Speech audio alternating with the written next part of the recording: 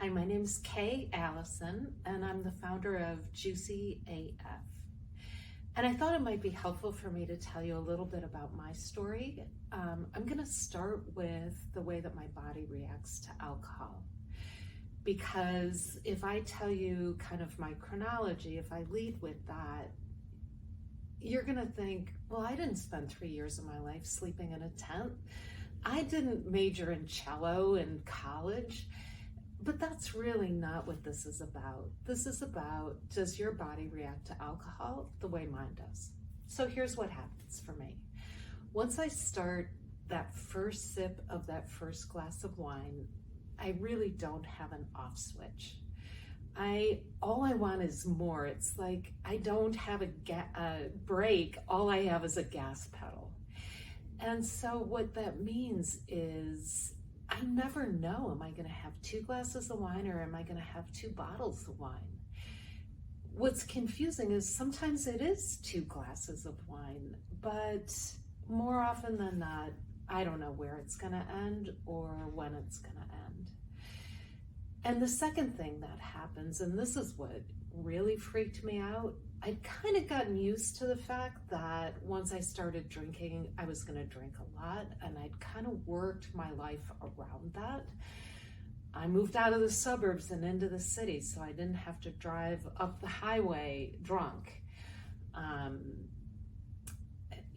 I worked my life around that fact, but what really freaked me out was when I realized that even though I had told myself, oh, I'm never going to do that again, or I'm not going to drink tonight, when I realized drunk that I had started drinking, even though I had sworn to myself I wasn't going to, that I really knew that I was screwed, because if I can't control whether or not I start drinking, and once I start drinking, I can't control how much I drink, then it could happen at any point, right? It could be 10 a.m. I could be meeting the President of the United States. I could be going bungee jumping, and if somebody handed me something with alcohol in it, I really didn't know where I was going to end up. And that freaked me out to the point that I knew I had to stop. What I've come to is that my body metabolizes alcohol differently than normal drinkers' bodies do.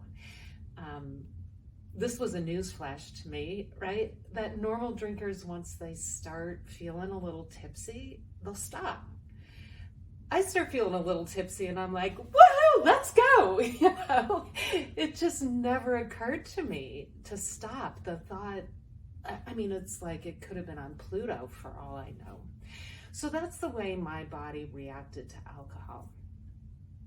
And if you identify with that, you may want to keep watching this video. The other thing that's crazy about what happens to me when I drink a lot and I drink frequently is that my perceptions of the world get really messed up. So I grew up in a family of scientists and teachers, and our house was, 50 shades of beige. And it was very quiet. And I am anything but beige and anything but quiet. And I really thought that something was existentially wrong with how I am in the world. And so I created this story that I have chosen to believe for a long time. And that story is, I'm not enough. I'm not blank enough. I'm not pretty enough, thin enough, smart enough, sexy enough, rich enough, whatever enough, or I'm too much, right? I'm too loud and I'm too bright and I'm too this and I'm overdressed. And it doesn't leave you a lot of wiggle room between those two things. But because those were my beliefs that I created to make sense out of my experience as a kid, I kept running into situations where they got reinforced. I kept being attracted to situations where they were reinforced. I ended up marrying a guy 19 years older than I, who was the pinnacle of the profession that I was a classical musician, and he played in a very prestigious orchestra. And, you know, he told me 10,000 ways a day that I was wrong. And it felt really familiar to me until I started working in marketing and advertising, and I was getting all these accolades and promotions, and the dichotomy between what he was telling me and what they were telling me just got so huge that it made no sense anymore. I left that marriage with our two amazing children. I was a single mom for 10 years. My first husband drank. It's one of the reasons I picked him. Like, his mom would pack bottles of gin and vodka and Canadian Club in her suitcase when we traveled, because the drinks at the bar were too expensive. And I was like, that is genius. And so we drank a lot together. There were a lot of fights, there were a lot of arguments, there was a lot of bickering about who was right. Anyway, when I left him, you know, I was a single mom raising a 1-year-old and a 7-year-old until they were 11 and 17. And the quality of the men I was dating, this is how I knew I had a problem, went from really nice guys who liked to drink to raging alcoholics at the end. And the night that I stopped drinking, I had thrown a party in advance of my 40th birthday. I could not afford it. It was way grandiose. I decided I was going to drink Diet Coke all night because I had all these friends in. And that darn waiter just came around one too many times and asked me if I wanted a glass of champagne. So I was like, oh, it's 10:30. One glass of champagne isn't going to hurt. Well, fast forward, and my adolescent kids had to undress me and put me to bed. And I was done. I was just done. That's not who I am. I had crossed all kinds of boundaries before, sleeping with married guys or whatever. I just crossed boundary after boundary and been okay with it. But this one, not okay. Just not okay. And so I went to one of those meetings, and anyway, I haven't had a drink since August 9th of 1999, which is kind of amazing. And I truly don't have to believe in reincarnation. I've experienced reincarnation in one lifetime. When I drank, I thought that a not drinking life would be small and boring and glum and dull and gray and square and religious, and it just sounded earnest and claustrophobic to me.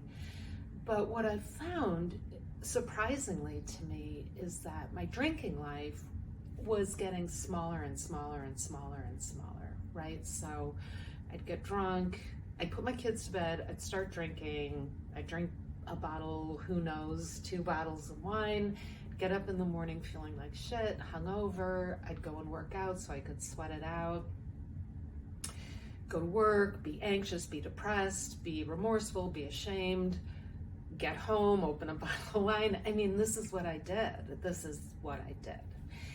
And now, you know, yes, I can tell you all the grand things I've done. I've traveled the world. I've married a man of my dreams. I've adopted a kid. Like, I can point to all those things, but the fact is that I'm comfortable in my own skin, and I really like myself. And if that's what I can help you do, then my life is meaningful. There is nothing more important to me than seeing that little pilot light of aliveness come on behind someone's eyes.